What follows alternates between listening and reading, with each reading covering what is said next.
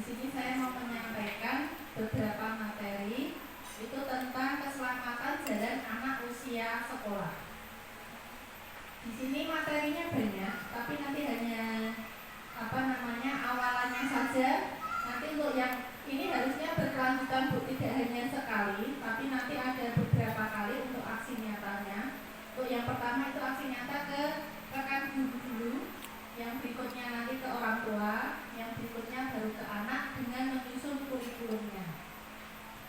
Untuk materinya, itu kemarin ada program keselamatan lalu lintas pada anak usia dini dan pengembangan SALUT. Yang kedua, keselamatan lalu lintas jalan dan pengelolaan SALUT. Yang ketiga, pengenalan tata cara menyeberang dan berjalan kaki dan berkendara. Yang keempat, perkembangan psikologi anak terkait dengan SALUT tadi. Kemudian keselamatan dan keamanan perjalanan anak dari rumah menuju ke sekolah dan sebaliknya, dari sekolah sampai rumah. Yang berikutnya, program keselamatan jalan, mengubah perilaku tidak selamat di jalan. Yang berikutnya, pendidikan keselamatan dalam kurikulum PAUD dan TK. Berikutnya lagi, pembangunan gerakan SALUT. Dan yang terakhir, perencanaan dan implementasi SALUT di satuan PAUD.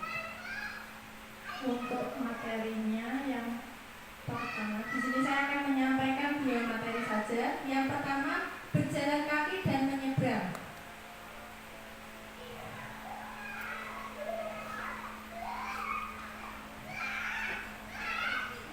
Bagaimana agar selamat berjalan kaki? Di sini ada beberapa.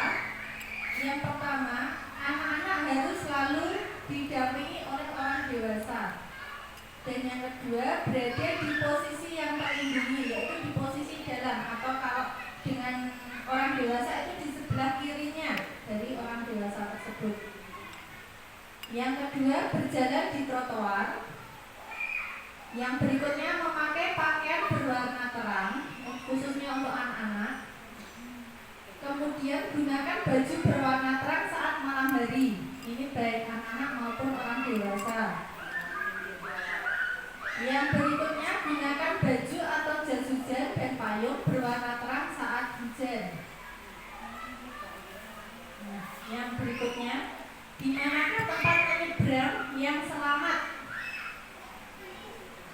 Yang pertama yaitu menyeberang di zebra cross.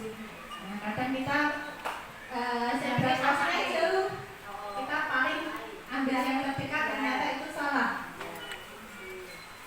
Yang berikutnya, menyeberang di jembatan penyeberangan orang. Nah, kadang kita juga malas untuk naik turunnya, kita ambil jalan lintas, ternyata itu juga salah. Ya, yang masih ada di Kauman hanya 1, yang lainnya sering ada. Yang ketiga, penyeberangan dengan lampu lalu lintas. Nah, di sini cuman di Salatiga itu belum ada ini namanya alat yang untuk mendeteksi. Jadi kalau kita mau nyebrang, kita harus pencet tombol dulu, baru nanti mobil itu berhenti, kita baru nyebrang. Di Salatiga belum ada. Di Jakarta sudah ada. Yang sudah ada di Jakarta baru percobaan, yang lainnya belum ada. Nah, ini tempat penyeberangan yang berbahaya. Yang pertama, di antara kendaraan parkir. Jadi kita mau nyebrang, tapi kita berdirinya itu di antara mobil. Itu yang berbahaya karena terhalang oleh benda. Berikutnya, di tanjakan dan turunan. Pas di tanjakan atau di turunan, itu yang berbahaya. Yang berikutnya, di tikungan. Nah, ini yang berbahaya, paling berbahaya karena tidak terlihat. Kemudian di belakang halangan. Jadi di depannya ada benda, kita berdirinya di belakangnya benda. Itu juga bahaya. Nah, di sini ada jika menyeberang ingat 4T. T yang pertama itu tunggu sejenak. T yang kedua itu tengok kanan. T yang ketiga tengok kiri. T yang keempat tengok kanan lagi. Baru yang berikutnya jalan hati. Itu yang 4T. Nanti kita bisa ini kita terapkan ke anak pakai tepuk nanti. Tepuk 4T, tunggu sejenak, tengok kanan, tengok kiri, tengok kanan lagi, jalan hati-hati. Itu nanti kita terapkan ke anak dengan tepuk. Ini sebetulnya senamnya juga ada. Besok bisa kita terapkan ke anak. Apa saja hal yang tidak boleh dilakukan saat menyeberang? Yang pertama itu bermain HP. Ini yang sering banyak dilakukan, bermain HP. Terus kemudian kalau anak-anak berlari. Yang berikutnya sambil bermain. Di sini contohnya bermain sepak bola di jalan raya. Ini untuk materi yang pertama. Satu lagi materi untuk aman dan selamat saat berkendara. Ini yang masih sering banyak yang terjadi melanggar lalu lintas. Apa saja perlengkapan saat berkendara menggunakan sepeda motor? Nah, yang utama adalah helm. Gunakan helm berstandar nasional Indonesia atau SNI. Kemudian gunakan baju atau jaket berwarna terang, sarung tangan dan sepatu. Sekarang ada aturan yaitu pakai sandal jepit ada yang ditilang. Karena tidak boleh pakai sandal, pakainya sepatu. Terus untuk sarung tangan tidak boleh yang permanen di motor, itu nggak boleh. Sarung yang bentuk kotak yang diikat di itu nggak boleh. Pakainya yang sarung tangan itu bahaya, licin. Pakainya yang sarung tangan yang biasa. Kemudian nih prinsip 3P pemakaian helm. Yang pertama dipilih dulu helmnya tadi yang SNI. Yang kedua warnanya bebas. Yang penting SNI. Yang kedua dipakai. Yang ketiga dipasang ini.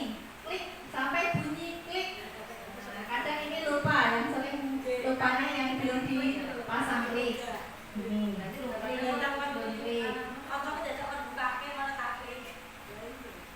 Nah ini sikat saat berkendara dengan sepeda motor ini terutamanya untuk anak-anak ya, bonceng.